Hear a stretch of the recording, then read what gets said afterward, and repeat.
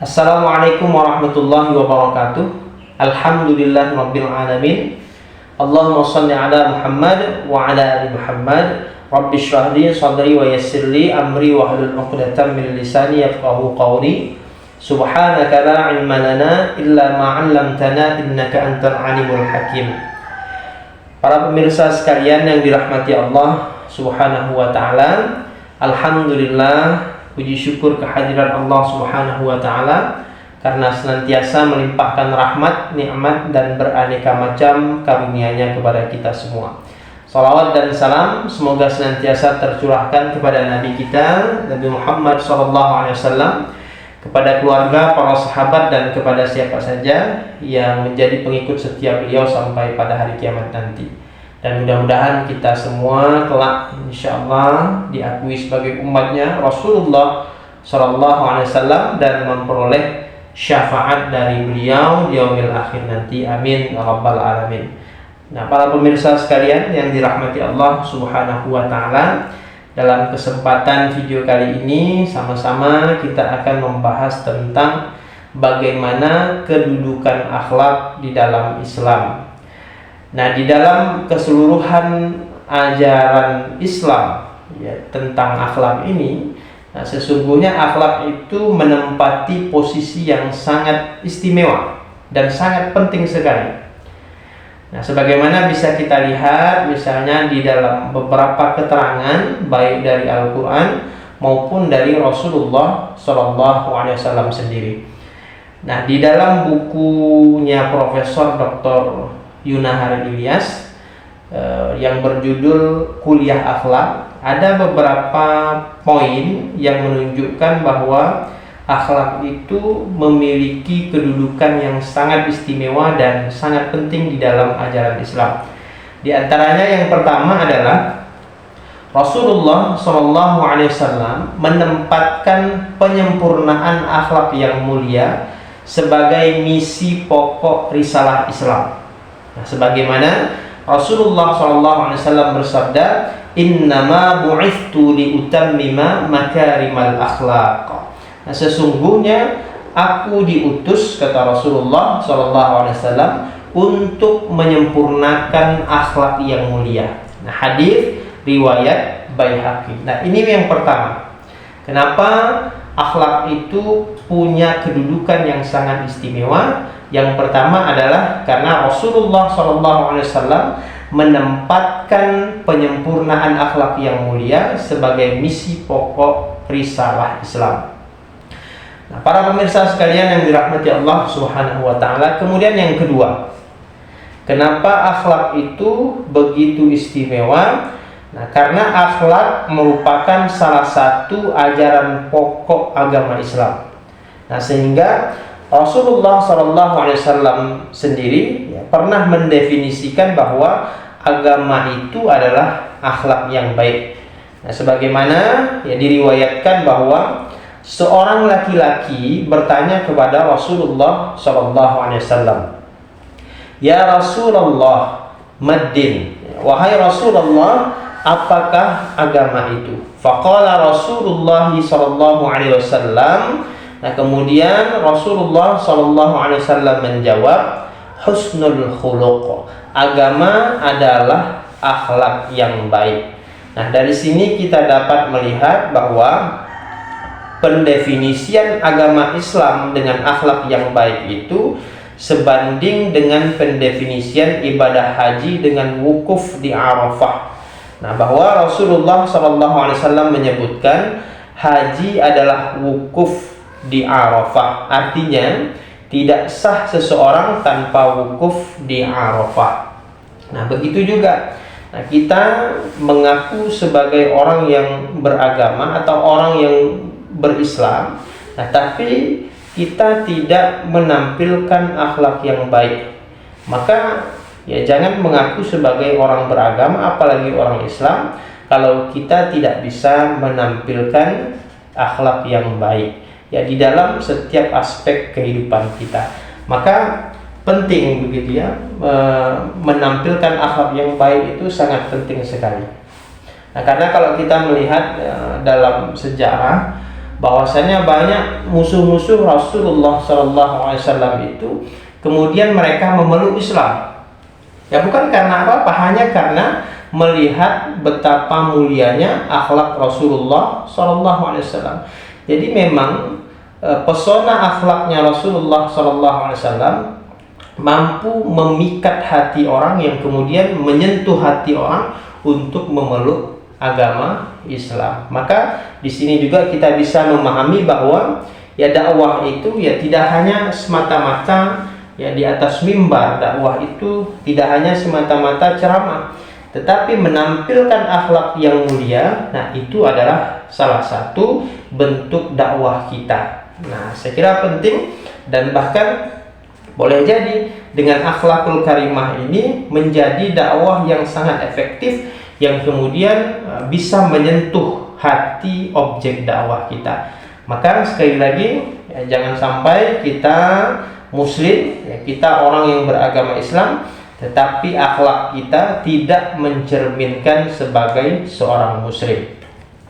Nah, para pemirsa sekalian yang dirahmati Allah Subhanahu wa taala, kemudian yang ketiga, akhlak yang baik akan memberatkan timbangan kebaikan seseorang nanti pada hari kiamat. Nah, sebagaimana Rasulullah SAW bersabda, "Ma min syai'in athqalu fi mizanil 'abdil mu'min yaumal qiyamah min husnil khuluq." Nah, tidak ada satupun yang akan lebih memberatkan timbangan kebaikan seorang hamba mukmin nanti pada hari kiamat selain dari akhlak yang baik. Nah, jadi penting. Nah, akhlak yang baik akan memberatkan timbangan kebaikan kita nanti di akhirat nanti, ya insya Allah. Nah, kemudian dan orang yang paling dicintai serta paling dekat dengan Rasulullah SAW nanti pada hari kiamat adalah yang paling baik akhlaknya. Nah, Abdullah ibnu Umar berkata, "Sami'tu Rasulullah sallallahu alaihi wasallam yaqulu, ala ukhbirukum bi ahabbikum wa aqrabikum majlisan yaumal qiyamah." Fa'adaha marrataini aw thalathan. Qalu, "Na'am ya Rasulullah." Qala, "Ahsanukum khuluqan." Nah, aku mendengar Rasulullah sallallahu alaihi wasallam bersabda, "Maukah kalian aku beritahukan siapa di antara kalian yang paling aku cintai dan paling dekat tempatnya denganku nanti pada hari kiamat?" Nah, beliau mengulangi pertanyaan itu 2 atau 3 kali. Lalu para sahabat menjawab, "Tentu ya Rasulullah." Kemudian Rasulullah SAW bersabda, yaitu yang paling baik akhlaknya di antara kalian. Nah, jadi luar biasa. Ya, kalau kita memiliki akhlak yang baik, insya Allah kita termasuk orang-orang yang dicintai dan paling dekat tempatnya dengan Rasulullah SAW nanti di hari kiamat, insya Allah. Nah, para pemirsa sekalian yang dirahmati Allah Subhanahu wa taala, kemudian yang keempat, Rasulullah SAW menjadikan baik buruknya akhlak seseorang sebagai ukuran kualitas imannya. Nah, hal ini dapat kita lihat dalam beberapa hadis berikut ini. Yang pertama, Rasulullah SAW bersabda, "Akmalul mu'minina imanan ahsanuhum khuluqan." Nah, orang mukmin yang paling sempurna imannya adalah yang paling baik akhlaknya. Nah, jadi baik buruknya akhlak kita itu menjadi ukuran dari kualitas iman kita. Nah, kalau baik akhlak kita, maka kualitas iman kita baik. Tapi sebaliknya, kalau buruk akhlak kita, maka itu menunjukkan ya kualitas iman yang buruk yang ada di dalam diri kita. Nah, kemudian di dalam hadis lain Rasulullah SAW bersabda, "Al-haya'u wal imanu qarna'u jami'an. Fa idza rafa'a ahaduhuma rafa'al akhar." Nah, rasa malu dan iman itu sebenarnya berpadu menjadi satu. Maka bila mana lenyap salah satunya, hilang pula lah yang lain. Nah, ini akhlak ya. Akhlak yang baik, maka itu menjadi indikator kualitas iman yang baik. Nah, kemudian di dalam hadis yang lain, wallahi la yu'min. Wallahi la yu'min. Wallahi la yu'min. Qila man ya Rasulullah? Qala alladzi la ya'manu jaruhu bawa'iqahu. Nah, demi Allah dia tidak beriman. Demi Allah dia tidak beriman. Demi Allah dia tidak beriman. Kemudian seorang sahabat bertanya, siapa dia yang tidak beriman itu ya Rasulullah?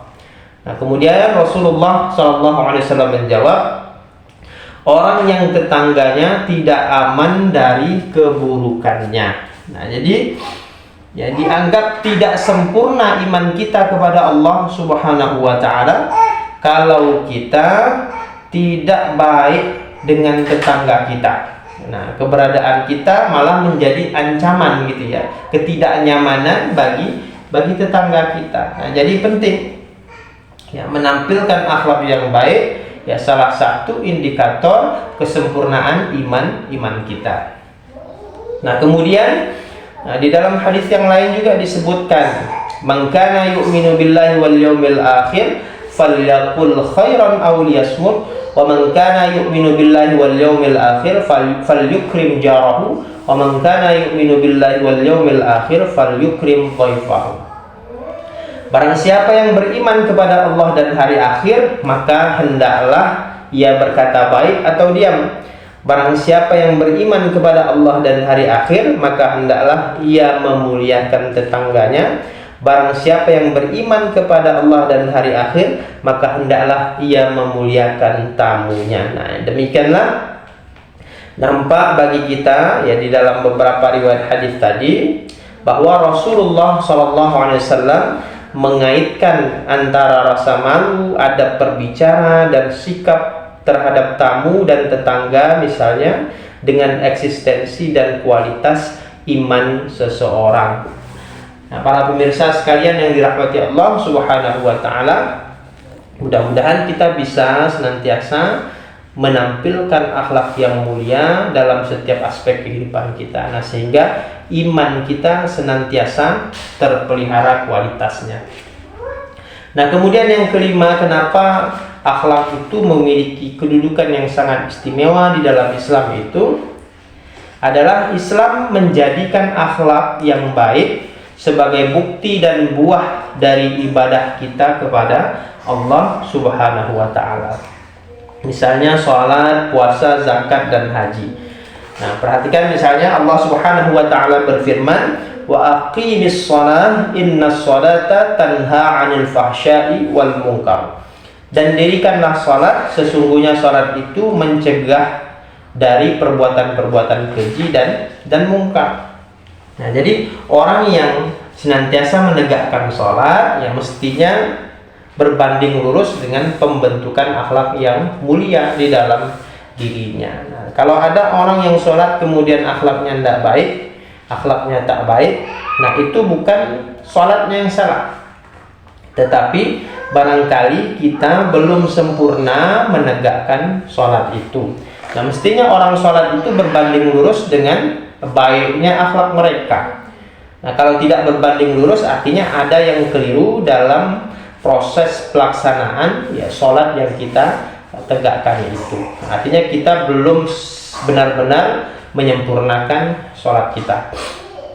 Kemudian Rasulullah SAW bersabda, "Laisa as-siyamu minal akli wasyurb, innamas siyamu minal lagwi warrafath.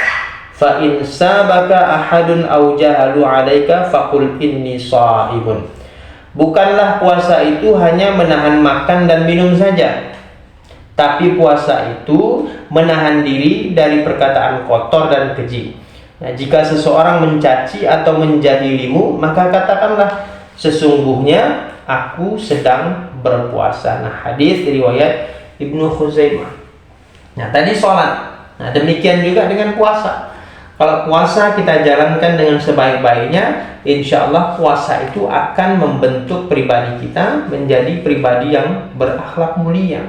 Karena orang yang berpuasa, mereka senantiasa terpelihara dirinya dari melakukan sesuatu hal-hal yang membatalkan puasanya atau yang berpotensi mengurangi nilai kualitas puasanya. Maka kalau orang puasanya baik, benar, insya Allah puasanya akan berbanding lurus dengan pembentukan akhlak yang baik di dalam dirinya. Nah, kemudian yang ketiga, Allah Subhanahu wa taala berfirman, "Khudh min amwalihim shadaqatan tutahhiruhum wa tuzakkihim biha."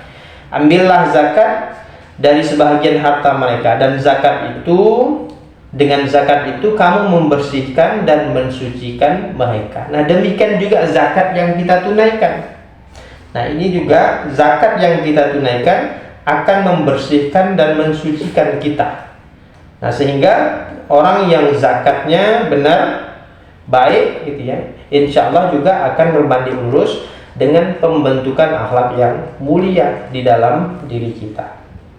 Nah, kemudian juga firman Allah Subhanahu wa taala, "Al-hajju ashhurum ma'lumat, faman farada fihinnal hajj fala rafath wala fusuq wala jidal fil hajj." Nah, demikian juga orang berhaji.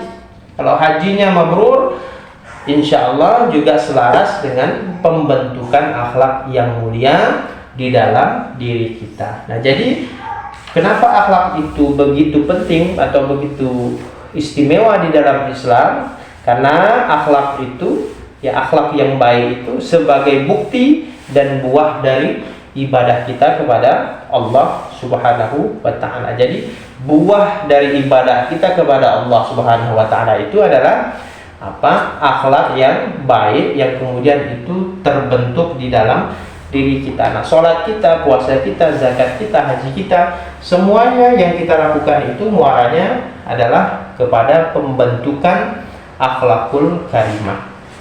Nah, mudah-mudahan ini juga menjadi menjadi tolak ukur bagi kita ya untuk mengevaluasi diri kita.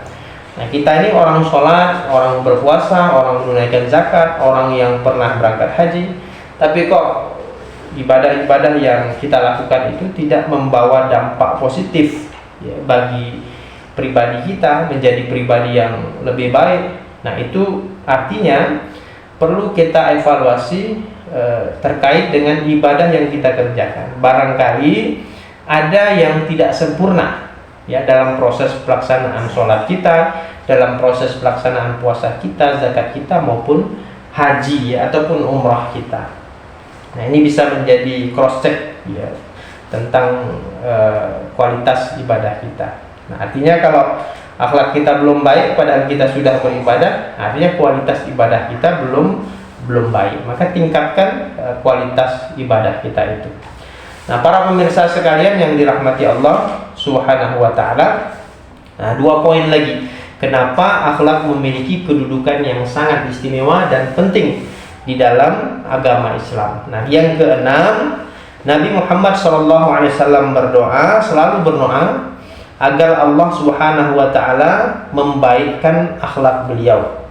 Nah, salah satu doa beliau adalah Allahumma hdini li ahsanil akhlaq fa innahu la yahdi li ahsaniha illa anta wasrif anni sayyi'aha fa innahu la yasrif anni sayyi'aha illa anta.